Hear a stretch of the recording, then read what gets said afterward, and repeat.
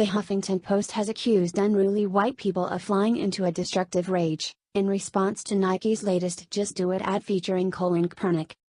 The article claims that social media posts made by Nike customers who are seen destroying their Nike products is an example of dangerous destructive rage, MRC-TV reported.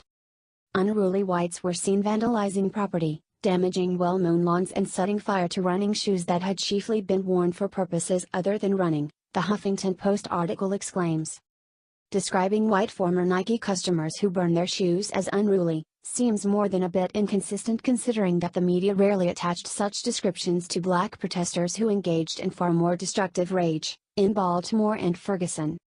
But, unruly whites on Twitter are not the only ones reacting negatively to Nike's decision to make national anthem protest inventor Kaepernick as the face of its new ad campaign.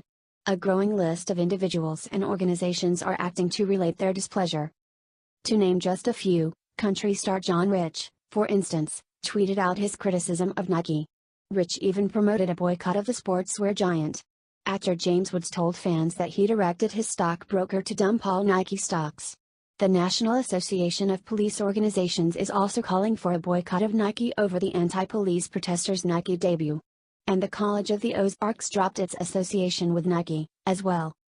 Meanwhile, Nike has taken criticisms of its own for acting the part of social justice warriors even as they employ slave labor to make their products overseas.